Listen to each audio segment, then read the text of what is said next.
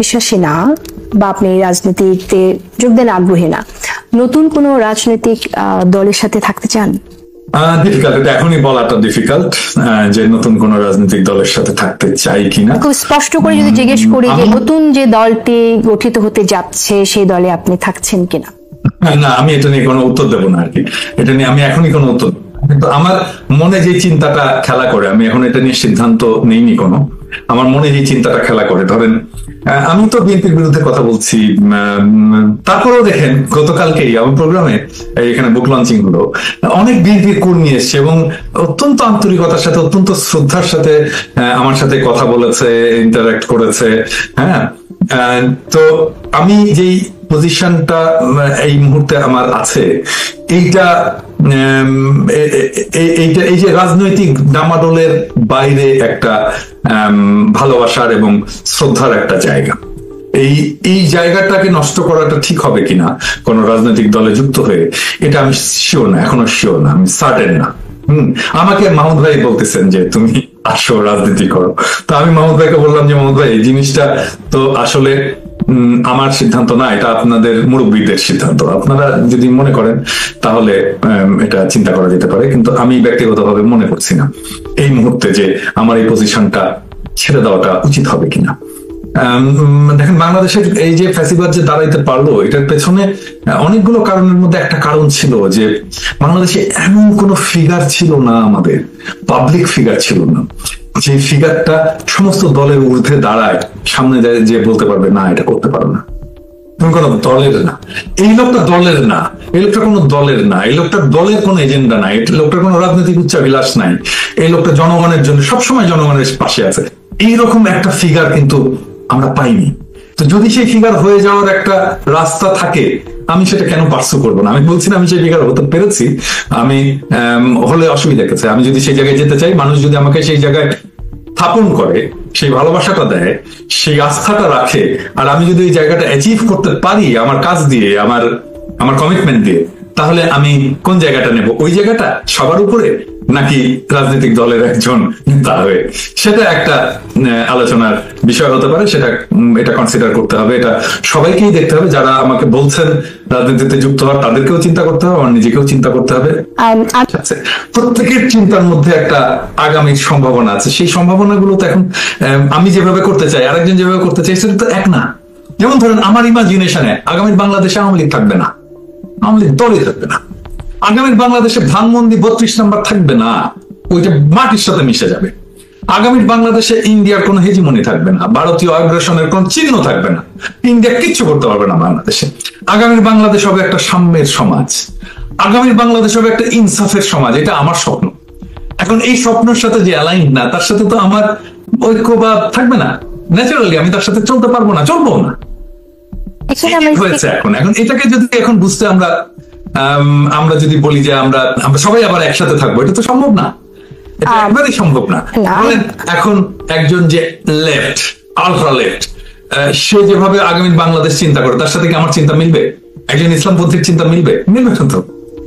সেই জন্য এই কনফ্লিক্ট গুলো হচ্ছে, এবং এটাই স্বাভাবিক, এবং এই কনফ্লিক্টের মধ্যে দিয়ে সমাজ আগাবে। যে সবচেয়ে ভালো স্বপ্ন, যে সবচেয়ে ভালো ইমাজিনেশন জনগণের সামনে দাঁড় করাইতে পারবে, তার আশেপাশের জনগণ দাঁড়াবে।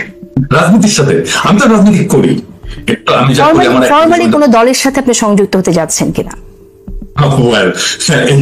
এই প্রশ্নের একটা ইন্টারেস্টিং উত্তর দেওয়া যায় আর কি।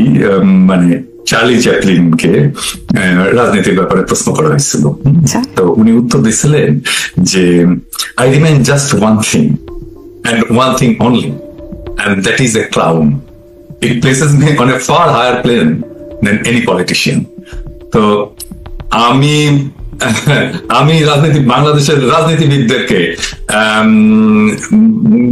আমি ওনাদের প্রতি পূর্ণ শ্রদ্ধা রেখেই বলছি যে আমি বাংলাদেশের রাজনীতিবিদদেরকে খুব বেশি কি বলবো, আমি খুব বেশি পয়েন্ট দেই না আর কি। হ্যাঁ, আমি এই রাজনৈতিক দলগুলো আমার কোনো আকাঙ্ক্ষা প্রস্তুত করতে চাই, ওনারা তার ধারে কাছেও নেই। এখন ওনারা বলছেন ওনারা নির্বাচন ক্ষমতায় গেলে ওনারা সবকিছু করে ফেলবেন। মানে আমি ওনাদেরকে বিনয়ের সাথে প্রশ্ন করতে চাই যে আপনারা যখন ক্ষমতায়, তখন 1-11, এবং আমার তাদের সামর্থ্য সম্পর্কে খুবই উঁচু ধারণা নাই। এবং এটা বাংলাদেশের জনগণেরও নাই। যেমন ধরেন যে এটা এটা পার্সোনালি যদি কেউ কোনো রাজনৈতিক দল না নেয় তাহলে আমি খুশি হব। আমি পার্সোনালি নেওয়ার জন্য বলছি না, আমি কাউকে ছোট করার জন্য বলছি না। আপনারা আমাদের সহযোদ্ধা, আমার পূর্ণ রেসপেক্ট আছে আপনাদের উপরে। ধরেন যে 1/11টা ঘটলো, তখন কারা ক্ষমতায়, মানে 1/11 ঠিক যে সময় ঘটছে তখন কোন দলটা, কোন রাজনৈতিক দলগুলো রাষ্ট্র ক্ষমতার আশেপাশে? বিএনপি, জামাত তো, তাই না? তাদের মধ্যে থেকে 1/11 ঘটে গেল, আপনারা তো প্রোটেক্ট করতে পারলেন না দেশকে। এই যে 1/11 ঘটে বাংলাদেশ 16 বছরের ফ্যাসিবাদী শাসনের মধ্যে ঢুকে গেল, আপনার তো রাষ্ট্র আছে, রাষ্ট্র ক্ষমতা আছে, আপনি প্রোটেক্ট করতে পারলেন না। এই ব্যর্থতা তো আপনার, তাই না? আপনি এমনকি একটা কল্পনা করতে পারেননি যে এরকম একটা বিপদ আপনাদের সামনে আসছে। তাহলে ভরসা করবো কোথায়? আপনার উপরে। আমি তো ওদের সাথে যাব না, আমি কখনো ওনাদের সাথে যাব না। কারণ আমি যেভাবে চিন্তা করি, আমি যেভাবে বিপদগুলো দেখি, আমি যেভাবে বাংলাদেশকে কিভাবে হলো তার বিষয়, মানে আমরা একটা ছোট দেশ, আমরা একটা ছোট রাষ্ট্র, এটা সত্য। কিন্তু আমি যদি বুঝতে পারি যে দুনিয়াটা কোন দিকে যাচ্ছে, এখন দুনিয়ার ন্যারেটিভটা কোন দিকে, তো আমি তো নিজেকে অ্যালাইন করব তার সাথে, তাই না? ধরেন আমি যদি দেখি একটা ঝড় আসছে সামনে, তাহলে আমি সেই ঝড় থেকে মোকাবেলা করার জন্য আমি কি করব? আমি কি ঝড়ের সাথে সামনাসামনি হেড অন কলিশনে যাব, নাকি আমি এমন একটা নিরাপদ আশ্রয়ের খোঁজ নেবো যেখানে আমি কিছুদিনের জন্য আশ্রয় নিতে পারি, ঝড়টা চলে গেলে আমি আবার সামনে আসবো, তাই তো? তাই না? এটাই তো স্ট্র্যাটেজি। আমি যদি ঝড় আসছে, আমি হেড অন কলিশনের জন্য ঝড়ের মধ্যে দিয়ে আমি দৌড় দিলাম, তাহলে তো উল্টে পড়বো। ন্যাচারাল এটা। হ্যাঁ, তো দুনিয়ার ন্যারেটিভের খোঁজ রাখতে হবে, দুনিয়ার শক্তিগুলোর ভারসাম্য দেখতে হবে, এবং তার মধ্যে আমার অবস্থানটাকে সিকিউর করতে হবে। এটাই তো রাষ্ট্র নেতাদের কাজ, এটাই তো পলিটিশিয়ানদের কাজ। ওনারা তো সারাদিন এই কাজই করেন, তাই না? একদমই না, একদমই না। পশ্চিম বরং ঝড় যদি আসে, এটা একটু ভুল হলো আমার বলা, ঝড় যেটা আসছে সেটা হাসিনা পরিবারের জন্য আসছে, সেটা আওয়ামী লীগের জন্য আসছে। এবং এটা আমি কয়েকদিন থেকেই বলছি, বেশ কয়েকদিন থেকেই বলছি, আওয়ামী লীগ এবং হাসিনা পরিবার বরং এটা প্রস্তুতি নিক যে সেই ঝড় সে কিভাবে মোকাবেলা করবে। হাসিনার পরিবারের যারা, এবং ঝড় যে আসছে সেটা তো আমরাই দেখতে পাচ্ছি। টিউলিপের উপর আসলো, এরপর পুতুলের উপরে আসবে। আজকে ল্যান্ডসেটে দেখেছেন একটা খবর পাবলিশ হয়েছে যে ল্যান্ডসেট খবর দিচ্ছে বাংলাদেশে পুতুলের বিরুদ্ধে দুদক ইনভেস্টিগেশন শুরু করছে। ল্যান্ডসেটের মতো পত্রিকা, আমি জানি না ল্যান্ডসেট বললে এটা কিছু করে কিনা, কিন্তু গ্লোবাল হেলথে ল্যান্ডসেট একটা অথরিটি। হ্যাঁ, ল্যান্ডসেট যখন বাংলাদেশের একটা খবরকে তার খবর হিসাবে, একমাত্র খবর হিসাবে তার জার্নালের স্থান দেয়, তার মানে সে তৈরি করছে গ্লোবাল হেলথ অথরিটিকে তার পজিশনটা নেওয়ার জন্য। সো আমি বলেছিলাম যে এরপরে ইয়ে হবে পুতুল, তো আস্তে আস্তে এক সব কয়টা আসবে। রাজনৈতিক এজেন্সিটা বাংলাদেশের জনগণের, পরাশক্তি যেই আসুক না কেন আমরা কেয়ার করি না তো, কারণ বাংলাদেশের জনগণ তার নিজের শক্তিকে চিনেছে, জানে কিভাবে একটা ব্রুটাল ফ্যাসিস্ট রেজিমের সামনে বুক পেতে দাঁড়াতে হয়। তো এই জনগোষ্ঠীকে কোন পরাশক্তি এসে সামাল দেবে, কোন পরাশক্তি কি করবে? এটিকে সাপোর্ট করে যাবে, এটা তো হবে না, বরং উল্টাটা হবে। কারণটা হচ্ছে যে যদি বিএনপি মনেই করে থাকে যে তারা আগামী সরকার গঠন করবে, তাহলে বিএনপিকে এটা মনে করতেও হবে পাশাপাশি যে একটা ব্যাপক অংশের মানুষ তার বিরোধী দলের ভূমিকা নেবে। হ্যাঁ, তো অপোজিশন তো থাকতে হবে। অপোজিশন না থাকলে ডেমোক্রেসি কিসে, তাই না? বিএনপি যে ডেমোক্রেসির কথা বলে, তার যদি অপোজিশনই না থাকে তাহলে যে ক্ষমতায় যেতে চায় তার একটা প্রবল প্রতিপক্ষ দাঁড়াবেই।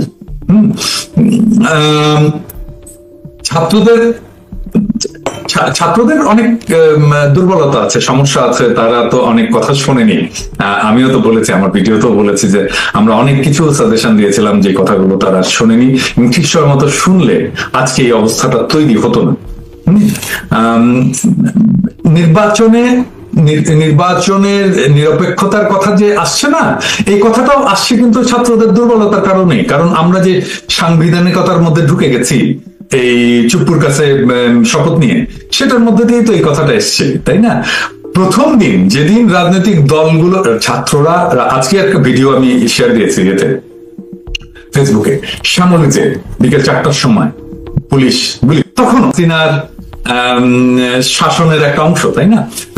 হাসিনা নিয়োগকৃত রাষ্ট্রপতি, সেইখানে যে আমরা বিজয়ী শক্তি, আমরা পরাজিতের কাছে যে আমরা নেগোশিয়েট করছি, এটা কোনোদিন হয়? পরাজিত শক্তি তো বিজয়ীর কাছে আসে। হ্যাঁ, তো এই ভুলগুলো তো পলিটিক্যাল পার্টি করছে। ওয়াকারের ওখানে কে গেছে? রাজনৈতিক দলগুলো গেছে, ছাত্ররা তো যায়নি। রাজনৈতিক দলগুলো গেছে, এই দায় কার? আজকে যে সরকার এসছে, এর দায় কার? বক্তব্য হচ্ছে আমরা কেউ তো সরাসরি উপদেষ্টা পরিষদে নেই। ঠিক একই প্রসঙ্গ এসেছিল আমাদের কোন একটি আলোচনায়, তখন বিএনপির পক্ষ থেকে এই কথাটা বলা হয় যে আমরা তো উপদেষ্টা পরিষদে নেই, সুতরাং কেউ উপদেষ্টা পরিষদের থেকে দল গঠন করলে সেটা এই সরকারের নিরপেক্ষতা নষ্ট করে। দেখেন, মানে বিএনপি উপদেষ্টার জন্য নাম দিয়েছিল, নাম দিয়েছে, এবং এরপরেও আমি নাম ধরে বলতে চাই না, এরপরেও উপদেষ্টা নিয়োগ হয়েছে বিএনপির সুপারিশে, তাই না? তারপরে ধরেন অ্যাটর্নি জেনারেল কোন দলের লোক, তাই না? অ্যাটর্নি জেনারেল তো বিএনপির লোক। তো এইরকম নানা পজিশনে, নানা পদে আমরা দেখবো যে বিএনপির লোকেরা, বিএনপির সচিবেরা, বিএনপি সমর্থিত সচিবেরা, বিএনপি সমর্থিত প্রশাসনিক আমলা কর্মকর্তারা ঢুকেছে, তাই না? ধরেন সারা দেশে যে পিপি নিয়োগ হয়েছে, এর মধ্যে বিএনপির লোক আছে না? দিয়েছে না? বিএনপি লিস্ট দিয়েছে না? এই সমস্ত বললে তো হবে না। মানে এখন যদি বিএনপি মানে ইনোসেন্ট প্লে করে তাহলে তো চলবে না, আমরা তো জানি বিষয়টা। হ্যাঁ, এখন এই আপনি কি বলতে তোরা দল গঠন করলেও তারা সরকারে থাকতে পারে, তাতে কোনো নিরপেক্ষতা নষ্ট হবে না? দেখেন, এই সরকারটা কি তত্ত্বাবধায়ক সরকার? আমার প্রথম প্রশ্ন। নিশ্চয়ই না। বলেন তো। না, ইন জেনারেল তত্ত্বাবধায়ক সরকারের যেটা নিশ্চয়ই তা না। না, এটা তো তত্ত্বাবধায়ক সরকার না, সবসময় বলা হয়েছে অন্তর্বর্তীকালীন সরকার। ঠিক আছে, তাহলে আমি কেন মনে করছি যে এই সরকারটা শাহাবুদ্দিনের তত্ত্বাবধায়ক সরকার অথবা ফখরুদ্দিনের তত্ত্বাবধায়ক সরকারের মতো হবে? হ্যাঁ, আমি কেন এটার কাছ থেকে নিরপেক্ষতা আশা করছি? মানে নিরপেক্ষ হবে কেন? এই সরকার অ্যান্টি ফ্যাসিস্ট ফোর্সের সরকার, সরকার তো নিরপেক্ষ না। এই সরকার প্রো অ্যান্টি ফ্যাসিস্ট ফোর্সের সরকার, যারা ফ্যাসি বিরোধী। এই সরকার কি মানে আমাদের প্রতি যে আচরণ করবে আর আওয়ামী লীগের প্রতি যে আচরণ করবে নিরপেক্ষ থাকবে? মানে সরকার, আওয়ামী লীগ যদি আমাদেরকে মারে, সরকার কার পক্ষ নেবে? তাহলে নিরপেক্ষ হলো কিভাবে? আমি নিরপেক্ষতা আশা করছি কিভাবে? হ্যাঁ, কিন্তু নির্বাচনের ক্ষেত্রে যখন আমরা লেভেল প্লেইং ফিল্ডের কথা বলি, সেই জায়গা থেকে তাদের তখন ওই দাবিটা তোলার সুযোগ থেকে যায় কিনা? নির্বাচন কে করে? নির্বাচন কি সরকার করে? না, নির্বাচন কমিশন করে। নির্বাচন তো নির্বাচন কমিশন করে। কারো পক্ষে যে একটা পজিশন নেবে, কখনোই নেবে না। প্রফেসর ইউনূসের উপরে কি ওনাদের আস্থা নেই? মানে এখন তো তাহলে প্রশ্ন হচ্ছে যে প্রফেসর ইউনূসের উপরে ওনাদের আস্থা নাই এখন মনে হচ্ছে। কম্পিটেন্ট খুবই শুরু করে যত নির্বাচন কমিশনার আছে প্রত্যেকেই অত্যন্ত দক্ষ এবং স্বাধীনভাবে কাজ করছেন। কেউ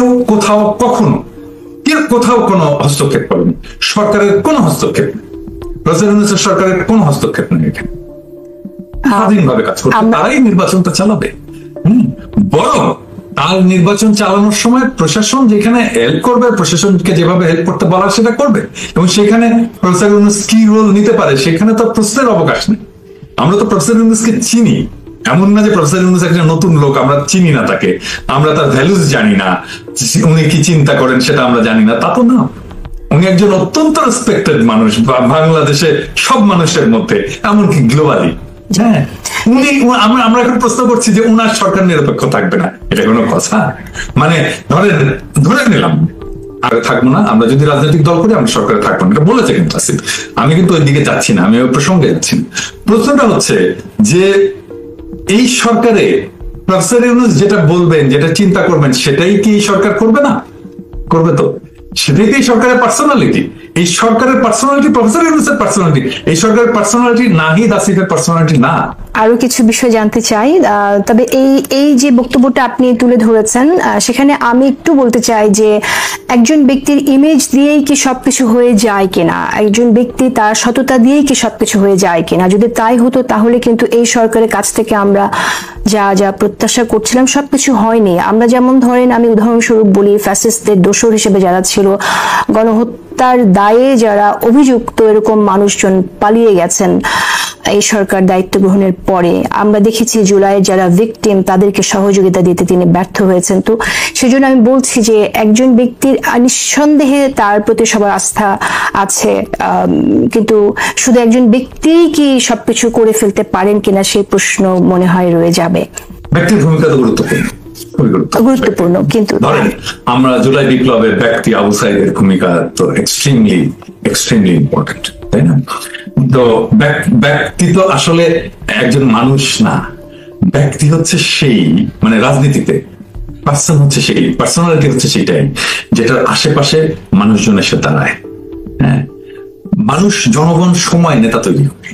প্রফেসর ইউনূস তো রাজনীতির লোক না, প্রফেসর ইউনূসকে আমরাই নেতা বানাইছি। ওনার চারপাশে আমাদের আস্থা বিশ্বাসটাকে আমরা ওনার উপরে অর্পণ করছি। ধরেন আমি এইভাবে বলতে চাই না, আমি আমার কথার এক্সাম্পল দিতে চাই না, ধরেন আমি ইলিয়াসের কথা নিয়ে এক্সাম্পলটা দিই। ধরেন ইলিয়াস কেন এত পপুলার হবে, মানে ইলিয়াসের পার্সোনাল ক্যাপাসিটি নিশ্চয়ই আছে, কিন্তু তারপরেও জনগণ চেয়েছে ইলিয়াস জনপ্রিয় হোক, সেজন্য ইলিয়াস জনপ্রিয়, তার আশেপাশে দাঁড়িয়েছে, তাকে সাপোর্ট করেছে, তার ভিডিও দেখেছে, সেজন্য জনপ্রিয় হচ্ছে। এভাবেই পার্সোনালিটি তৈরি হয়। সেই জন্য ব্যক্তিটা কিন্তু ওই ব্যক্তি না, ব্যক্তি মানে ওই সময় যে ব্যক্তির উপরে রাজনৈতিক কর্তৃত্ব, রাজনৈতিক এজেন্সি দিয়েছে নিশ্চয়ই তারা। তা আমার প্রথম থেকে, মানে আপনি দেখবেন আমি যখন রেফিউজি হয়ে আসলাম, আমি কিন্তু জানতাম হাসিনা এক সময় যাবে, আওয়ামী লীগ পালাবে, হাসিনার একটা লজ্জাজনক পতন হবে, এবং তারপরে আমার ধারণা ছিল আওয়ামী লীগ মাইর খেয়ে একদম ভুট্টা হয়ে যাবে। তো আমার প্রথম ইয়ে ছিল যে এই সময়টাকে আমরা কিভাবে ম্যানেজ করতে পারি। হ্যাঁ, এবং আমি কিন্তু ওই সময় একটা প্রস্তুতি নিয়েছিলাম যে আমাকে জানতে হবে যে আসলে কিভাবে রিকনসিলিয়েশনটা করতে হয়, এটা প্রসেসটা কি, কেমন করে এই প্রসেসটাকে চালাতে হয়। এবং আপনি দেখেছেন যে আমার একজন বন্ধু আছেন, ফিলোসফার আছেন, যার আমি কোর্স করেছি ফরগিভনেস এর উপরে করে, তারপরে আমি তার সাথে একটা টক শো করেছি ইউটিউবে, 2টা টক শো করেছি, একটা টক শো আমি ছেড়েছি আর একটা আমি এখনো ছাড়িনি। তো ওইখানে আমি প্রস্তুতি নিয়েছিলাম যে কিভাবে আমি সমাজের মধ্যে রিকনসিলিয়েশনটা করব। আমার রিকনসিলিয়েশনের প্রস্তাব এখনো আছে, সেটা হচ্ছে যে আপনাকে তো আওয়ামী লীগকে তো স্বীকার করতে হবে যে আমি কাজটা ভুল করেছি, অনুশোচনা থাকতে হবে। অনুশোচনা নাই, আমি আবার সমাজের সাথে ইন্টিগ্রেটেড হয়ে গেলাম, এটা হতে দেব না, নো ওয়ে। আগে গণক্ষমা চাইতে হবে জনগণের কাছে, এবং এটা পাড়ায় পাড়ায়, মহল্লায় মহল্লায়, মসজিদে মন্দিরে গণক্ষমা, হাত জোর করে ক্ষমা চাইতে হবে, ভাই আমি ভুল করছি। এটা যতক্ষণ পর্যন্ত না হবে ততক্ষণ পর্যন্ত সমাজে ইন্টিগ্রেটেড হইতে পারবে। আমার উপরে যে অন্যায় হয়েছে, আমার উপরে যে অত্যাচার হয়েছে, সেটার অ্যাকনলেজমেন্ট থাকতে হবে। 2টা জিনিস হলেই রিকনসিলিয়েশন সম্ভব। এবং এই 2টার বাইরে কোন রাজনৈতিক দল বা কেউ যদি সমাজে প্রতিষ্ঠিত হতে চায়, এটা হতে দেওয়া যাবে না, এত সহজ না। হ্যাঁ, বাংলাদেশে চাইলেই এখন এটা করে ফেলা যাবে।